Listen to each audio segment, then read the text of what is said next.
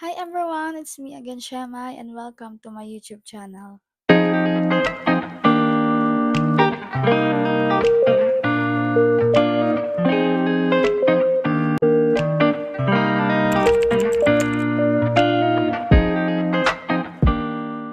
Ngayon, kung pinapanood mo yung video na to, ay alam kong isa kasi nagkakaroon ng problema kung bakit nababawasan ang inyong mga watch hours at ang inyong mga views sa inyong YouTube videos. Kung isa ka rin sa mga katulad ko, nagsistart lang sa YouTube, alam natin na isa sa mga requirements ni YouTube para ma-monetize ka ay magkaroon ka ng 4,000 watch hours. So, kung nababawasan pa ito, ay naku, talaga, isa itong malaking problema. So, ang question nga, bakit ni YouTube binabawasan o talaga ba binabawasan ni YouTube yung ating watch hours at views sa ating YouTube video?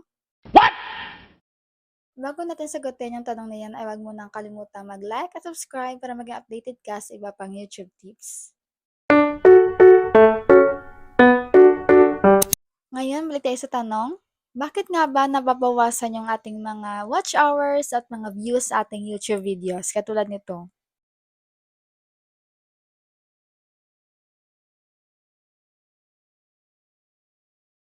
Okay, ang sagot sa tanong na yan ay hindi po nagbabawas si YouTube sa ating mga watch hours at mga views sa ating YouTube video.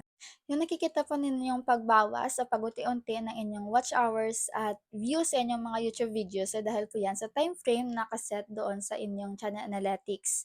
So, kung meron po kayong YouTube Studio, makita po ninyo doon na sa ating channel analytics, nakaset po iyon ng 28 days.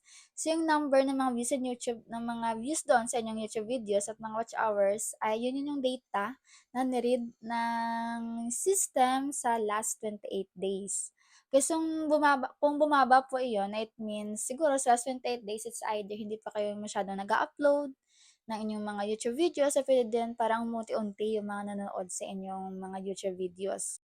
Kung gusto po ninyo makita yung kabuuang watch hours or views sa inyong mga YouTube videos, ay pwede po kayong pumunta sa inyong YouTube Studio. I-click doon yung Channel Analytics. At sa overview, makikita mo doon yung time frame na last 90 days or pwede din last 365 days.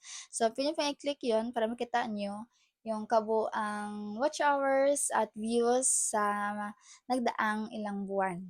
Pero there are some cases din po na si YouTube ay pwede or possible na magbawas or bawasan yung ating mga watch hours and views sa ating YouTube, lalo pa kung meron tayong mababiolate, okay, sa kanilang rules and regulations. And yung usual na nakikita ko po na talaga mabawasan ni YouTube ay yung mga subscribers, lalo na kung hindi po ito organic. Kung isa ka pa sa mga small YouTuber or content creator hindi alam kung paano makita yung inyong watch hours at views sa inyong mga YouTube videos, ay pwede kayong pumunta sa inyong YouTube app. I-click doon yung inyong profile at sila lang makikita doon yung YouTube Studio. Pwede din na pumunta kayo sa inyong Play Store or Apple Store and then mag-install ng YT Studio na application para makita nyo yung kabuang takbo, okay, or estado ng inyong channel. Pero tandaan lang po natin na kahit hindi nagbabawas si YouTube ng ating watch hours at views sa ating mga YouTube video, ay makakampante na po tayo. Dahil yung pagbaba po ng ating watch hours at views sa ating mga videos, nagpapakita po yun na hindi maganda yung takbo ng ating channel. Kaya po, don't give up and mag-upload lang po ng mga magagandang quality ng mga videos para sa ating mga manonood. At yun lang po. So, kung meron kayong mga katanungan pa about sa YouTube, ay pwede po kayong mag-comment. At kung kakaya ko, pwede ko yung sagutin sa next video. So that's all. Thank you for watching and don't forget to like, subscribe, and click notification bell for more videos. Bye!